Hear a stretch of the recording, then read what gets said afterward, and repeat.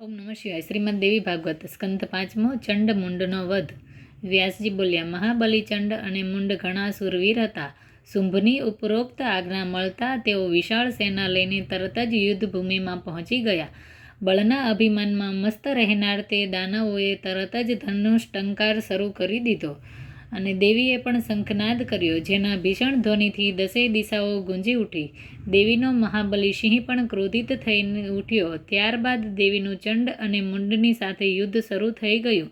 ક્રોધિત થયેલી દેવી પરાક્રમી અસુરોને હાથમાં પકડતી અને તેમને મુખમાં નાખીને દાંતોથી ચાવી નાખવા લાગી.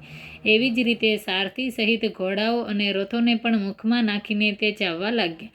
હવે ચંડ અને મુંડ પોતાની સેના સાથે આ પ્રમાણે સંહાર થયો જોઈને બાણોની અવિરત વર્ષા કરીને કાલિકાને રોકવાનો પ્રયાસ કરવા લાગ્યા. તીક્ષ્ણ તીરોથી કાલિકાએ ચંડને ઘાયલ કર્યો. દેવીના બાણોથી અત્યંત વ્યથિત થવાના કારણે તે મૂર્છિત થઈને જમીન પર પડી ગયો. પોતાના ભાઈને ધરાશાયી થયેલો જોઈને મુંડનું મન શુદ્ધ થઈ ગયું. તે ક્રોધિત થઈને કાલિકાની ઉપર બાણ વર્ષા કરવા લાગ્યો. દેવીએ અર્ધચંદ્રાકાર બાણથી મુંડ પર પ્રહાર કર્યો. જોકે મુંડ મહાબળવાન હતો, છતાં પણ દેવીના આ બાણના પ્રહારને સહન કરી શક્યો નહીં અને તરત જ પૃથ્વી પર પટકાઈ ગયો. તે સમયે દાનવ સેનામાં હાહાકાર મચી ગયો. થોડી વારમાં મૂર્છા દૂર થતાં ચંડે એક વિશાળ ગદા ઉપાડી અને તરત જ તેણે દેવી ઉપર પ્રહાર કર્યો. દેવીએ ચંડના ગદાના ઘાતને રોકીને બાણશાયપથી પ્રયાસ કર્યો, જેનાથી તે દાનવ બંધાઈ ગયો. બંધાયેલો જોઈને કવચ પહેરીને મુંડ હાથમાં દ્રઢ શક્તિ લઈને આવ્યો. તેને જોઈને દેવીએ તેને પણ બાંધી દીધો. ચંડ અને મુંડ બંનેના સસલાની જેમ ગળામાં રસ્સી નાખીને હાસ્યવિલાસ કરતા કાલિકા દેવી જગદંબાની પાસે આવ્યા. ચંડ અને મુંડ જગદંબાની સમક્ષ હાજર હતા. તેમની એવી દીનહીન દશા હતી જાણે શિયાળ ન હોય. ભગવતીએ મધુર વચનમાં કાલિકાને કહ્યું, રણપ્રિયે, તમે ઘણા વિદ્વાન છો. જલ્દીથી દેવતાઓનું કાર્ય સિદ્ધ કરવાનું તમારું પરમ કર્તવ્ય છે. કાલિકાએ તલવારથી ચંડ અને મુંડના મસ્તક ધડથી અલગ કરી નાખ્યા.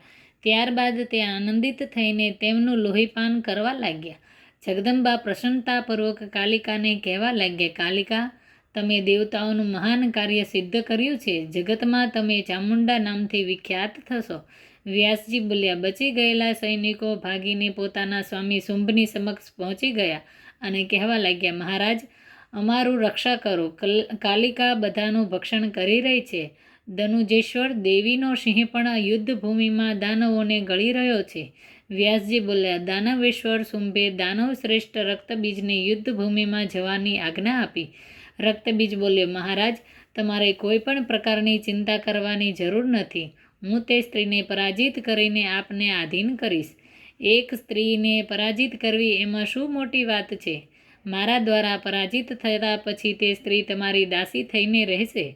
વ્યાસજી બોલ્યા, કુરુક્ષેત્ર આ પ્રમાણે કહીને રાક્ષસ શ્રેષ્ઠ રક્તબીજ રથ પર સવાર થઈને ચાલી નીકળ્યો. તેની સાથે વિશાળ સેના પણ હતી. ઓમ નમઃ શિવાય.